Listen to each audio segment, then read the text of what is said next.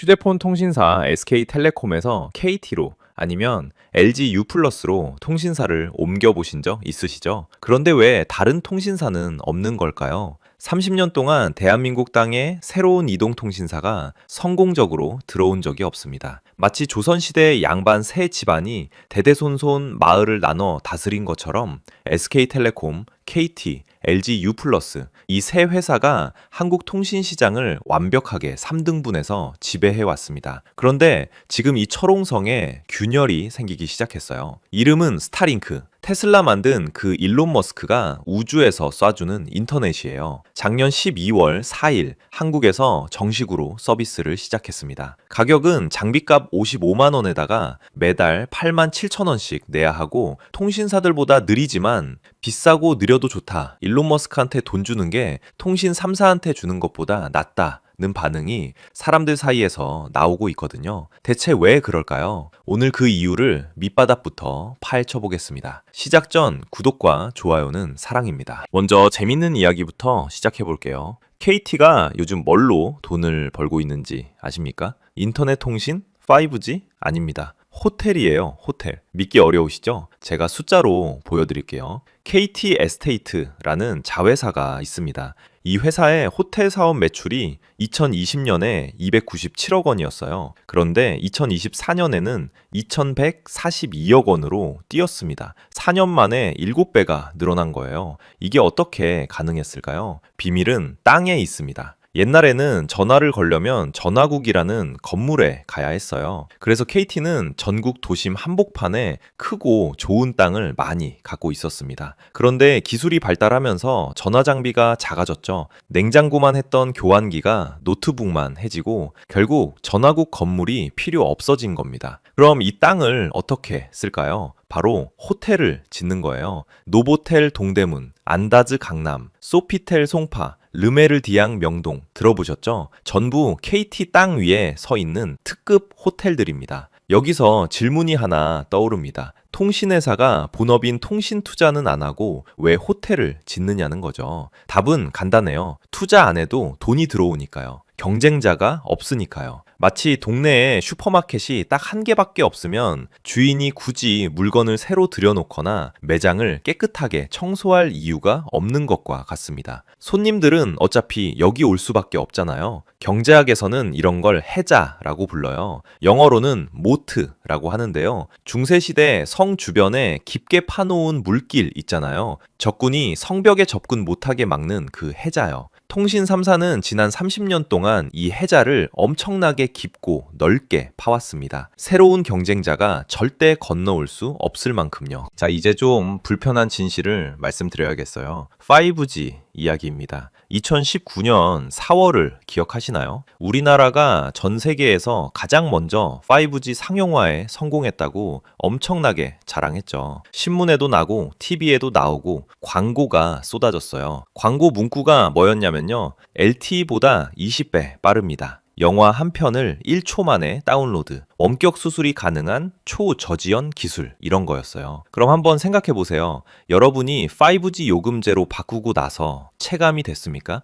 영화가 1초 만에 받아졌나요? 솔직히 LTE 쓸 때랑 크게 다른 게 없었죠? 공정거래위원회가 이 문제를 조사했습니다. 결론이 뭐였냐? 과징금 336억 원 부과, SK텔레콤한테 168억 원, KT한테 139억 원, LG U+한테 28억 원을 물린 겁니다. 왜 이렇게 됐을까요? 광고에서는 속도가 20GBps라고 했는데 실제로 나온 속도는 0.8GBps였어요. 광고한 것에 25분의 1밖에 안 나온 거예요. 비유를 들어볼게요. 여러분이 자동차 광고를 봤어요. 이 차는 시속 300km로 달립니다. 라고 했는데 실제로 사서 타보니까 시속 12km밖에 안 나온 거예요. 이게 과장 광고인가요? 아니면 사기인가요? 당연히 사기죠. 더 심각한 건 따로 있습니다. 28GHz 주파수 이야기예요. 좀 복잡한데 쉽게 설명해 드릴게요.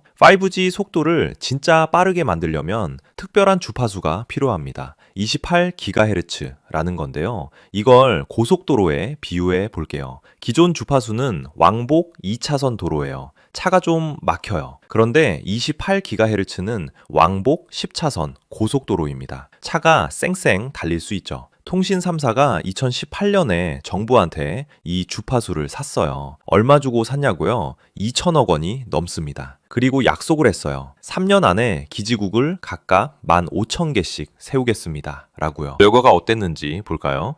SK텔레콤은 1,650개 지었어요. 약속의 11%, KT는 570개, LG유플러스는 842개, 목표치에 한참 못 미쳤습니다. 학교 시험으로 치면 11점짜리예요. 당연히 낙제죠. 결국 2022년 말부터 2023년까지 3사 모두 주파수 할당이 취소됐습니다. 우리나라 통신 역사상 처음 있는 일이에요. 2천억 원 넘게 주고 산 주파수를 정부가 도로 뺏어간 겁니다. 그럼 의문이 생기죠. 2천억 원을 내고 받은 주파수인데 왜 기지국을 안 지었을까요? 답은 간단합니다. 돈이 안 되니까요. 기지국 한 개 세우는데 수억 원이 들어가는데 그걸 15,000개씩 지으면 수조 원이 듭니다. 그 돈으로 차라리 호텔을 짓는 게 훨씬 남는 장사였던 거죠.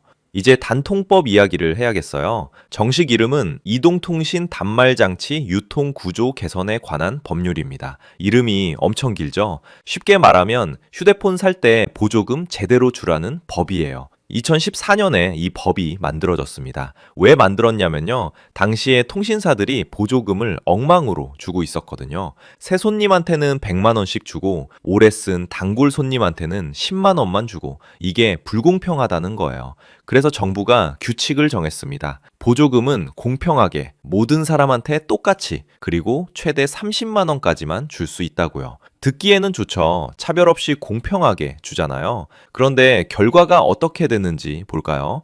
2013년 단통법 시행 전에는 번호 이동 건수가 1116만 건이었어요. 사람들이 통신사를 바꿔가면서 더 좋은 조건을 찾았다는 뜻입니다. 그런데 단통법이 시행된 후인 2022년에는 453만 건으로 뚝 떨어졌습니다. 60%가 줄어든 거예요. 왜 이렇게 됐을까요? 답은 담합입니다. 서울 서초구에 어느 오피스텔이 있었어요. 거기에 시장 상황반이라는 게 있었습니다. 뭐 하는 곳이냐고요? SK텔레콤, KT, LG유플러스 직원들이 매일 모여서 회의를 하는 곳이에요. 회의 내용이 뭐였냐면요. 오늘 우리 회사로 몇 명이 번호 이동했나요? 너희 회사는 몇 명 왔어? 그럼 우리 보조금 좀 줄일까요? 그럼 우리도 줄일게. 이런 대화를 나눴습니다. 비유를 들어볼게요. 동네에 치킨집이 3개 있어요. 원래는 서로 손님 뺏으려고 우리 10,000원, 우리 9,000원, 우리 8,000원 하면서 경쟁하잖아요. 그런데 3개 치킨집 사장님이 뒤에서 만나서 야, 우리 다 같이 15,000원으로 통일하자. 손님들은 어차피 치킨 먹어야 하니까 어디든 올 거야 라고 합의한 겁니다. 이게 담합이에요. 공정거래위원회가 이걸 적발했어요. 그리고 작년 7월에 최종 과징금을 확정했습니다. 3사 합쳐서 963억 원, SK텔레콤 388억 원, KT 299억 원, LG유플러스 276억 원. 처음 부과액은 1,140억 원이었는데 좀 깎인 거예요. 그런데 아직 끝난 게 아닙니다. 통신 3사가 모두 법원에 소송을 걸었거든요. 우리는 정부 지침을 따랐을 뿐이다. 담합이 아니다. 라고 주장하면서요. 단통법은 결국 작년에 폐지됐습니다. 11년 동안 시행되다가 끝난 거예요. 소비자를 보호한다던 법이 결과적으로는 통신사들이 서로 짜고 치는 고스톱을 합법적으로 할 수 있게 만들어준 셈입니다. 그럼 이런 생각이 드시겠죠. 새로운 통신사를 만들면 되지 않나요? 당연히 시도가 있었습니다. 그것도 여러 번요. 2024년 초에 스테이지 X라는 컨소시엄이 제4 이동통신사로 선정됐어요. 야놀자, 더존 비즈온 같은 IT 기업들이 뭉쳤고요. 주파수 경매에서 4,301억 원을 써가면서 이겼습니다. 그런데 같은 해 7월 31일 선정이 취소돼요. 왜 그랬을까요? 돈을 못 모은 겁니다. 자본금을 2,050억 원 내야 하는데 실제로 확보한 건 500억 원도 안 됐어요. 심지어 법인 등기부등본에 찍힌 자본금이 1억 원밖에 안 됐대요. 주요 투자자들이 약속한 돈을 안 낸 거죠. 이게 8번째 실패입니다. 2010년부터 지금까지 14년 동안 8번이나 시도했는데 한 번도 성공하지 못했어요. 왜 계속 실패할까요? 차근차근 생각해 봅시다. 통신사를 만들려면 뭐가 필요할까요? 일단 기지국이 필요합니다. 전국에 수만 개를 세워야 해요. 기지국 한 개당 수억 원씩 들어가니까 총 수조 원이 필요합니다. 그 다음에는 주파수를 사야 해요. 이것도 수천억 원이죠. 직원도 고용해야 하고 고객센터도 만들어야 하고 마케팅도 해야 합니다. 이 모든 걸 다 갖춰놓고 서비스를 시작해도 손님이 올까요? 사람들은 이미 SK텔레콤, KT, LG U+를 쓰고 있어요. 번호도 바꾸기 귀찮아하고 익숙한 걸 선호하죠. 비유를 들어볼게요. 에베레스트 산에 오르는 거예요. 장비도 엄청 비싸고 훈련도 몇 년씩 해야 하고 산소통도 챙겨야 하는데 정상에 올라가도 거기 아무것도 없어요. 그냥 깃발 꽂고 내려오는 거죠. 누가 이런 일에 돈을 대려고 하겠어요. 그래서 투자자들이 약속만 하고 실제로는 돈을 안 낸 겁니다. 승산이 없다고 본 거죠. 자, 여기서 스타링크가 등장합니다. 스타링크는 완전히 다른 방식으로 접근해요. 기지국이 필요 없습니다. 왜냐하면 우주에 있으니까요. 쉽게 설명해 드릴게요. 지구 저 궤도, 그러니까 하늘에서 550km 정도 위에 위성을 수천 개 띄워놨어요. 이 위성들이 땅에 있는 안테나로 신호를 직접 쏴주는 겁니다. 기존 통신사들이 땅 위에 기지국 세우는 대신 스타링크는 하늘에 위성을 띄운 거죠. 비유를 들어볼까요? 기존 통신사는 전국에 편의점을 만드는 겁니다. 서울에도 짓고 부산에도 짓고 제주도에도 짓고 엄청난 돈과 시간이 들어가죠. 그런데 스타링크는 드론으로 택배를 배달하는 거예요. 편의점을 안 지어도 하늘에서 바로 물건을 떨어뜨려 주는 겁니다. 현재 한국 가격을 말씀드릴게요. 안테나 장비가 55만 원입니다. 맥북 에어 한 대 값의 절반 정도 된다고 보시면 돼요. 그리고 매달 8만 7천 원씩 내야 해요.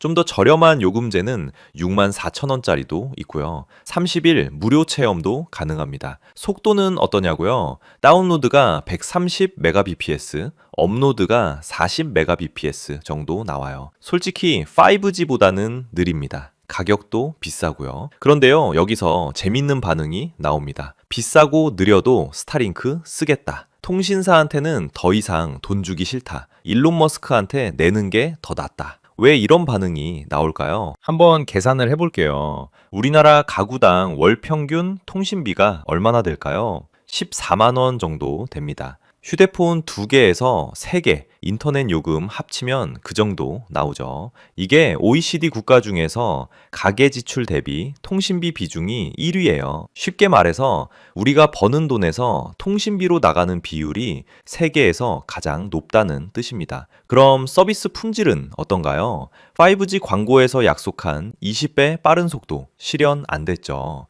28GHz 투자 안 했죠. 번호 이동 담합해서 경쟁도 안 하죠. 오래 쓴 고객한테 주는 혜택은 점점 줄어들고요. 13년 동안 매달 10만 원씩 통신비를 냈다고 쳐봅시다. 총 얼마예요? 1,560만 원입니다. 소나타 한 대 값이에요. 그동안 제대로 된 서비스를 받았다는 느낌이 드시나요? 사람들은 화가 난 겁니다. 30년 동안 쌓인 분노가 있어요. 그런 상황에서 새로운 선택지가 생긴 거예요. 비록 비싸고 느려도 적어도 기존 독점 체제에 균열을 낼 수 있는 존재가 나타난 겁니다. 사람들은 이걸 단순한 인터넷 서비스로 보지 않아요. 복수의 도구로 보는 거죠. 너희가 30년 동안 우리를 무시했잖아. 그럼 우리도 이제 다른 데 갈 거야. 경쟁이 생기면 뭐가 바뀔까요? 가격이 내려갑니다. 서비스가 좋아져요. 실제로 일본에서 라쿠텐 모바일이라는 새 통신사가 들어온 후에 기존 통신사들 요금이 확 내려간 사례가 있어요. 스타링크 자체가 통신 3사를 완전히 대체할 순 없습니다. 하지만 압박은 할 수 있어요. 너희 안 바뀌면 사람들이 우주로 가버린다는 메시지를 던지는 거죠. 마지막으로 중요한 걸 하나 더 말씀드릴게요. 스타링크가 개발 중인 다이렉트 투 셀 기술이라는 게 있습니다. 이게 뭐냐면요. 지금은 55만 원짜리 안테나를 사야 하잖아요. 그런데 이 기술이 완성되면 우리가 쓰는 일반 스마트폰으로 직접 위성 신호를 받을 수 있게 돼요. 안테나가 필요 없어지는 거죠. 한번 상상해 보세요. 지리산 깊은 산 속에 있어요. 기지국이 하나도 없는 곳입니다. 그런데 휴대폰을 꺼내니까 신호가 잡혀요. 카카오톡도 되고 전화도 되고 어떻게 가능하냐고요? 하늘에서 위성이 직접 신호를 쏴주니까요. 배를 타고 바다 한가운데 가봅시다. 육지에서 100km 떨어진 곳이에요. 원래는 완전히 통신 두절이죠. 그런데 이제는 유튜브도 보고 영상통화도 할 수 있어요. 이게 상용화되는 순간 기존 통신사의 가장 큰 강점이 사라집니다. 우리는 전국 어디든 터진다는 장점이 의미 없어지는 거예요. 수만 개 기지국을 세워놓은 인프라 투자가 무용지물이 되는 겁니다. 물론 아직 넘어야 할 산이 많아요. 기술적으로도 완벽하지 않고 우리나라 주파수 규제도 바꿔야 하고 통신 3사가 협조를 해줘야 하는 부분도 있어요. 당장 내년에 바뀌진 않을 겁니다. 하지만 방향은 이미 정해진 것 같아요. 통신이 땅에서 하늘로 옮겨가고 있습니다. 자, 오늘 내용을 정리해 드릴게요.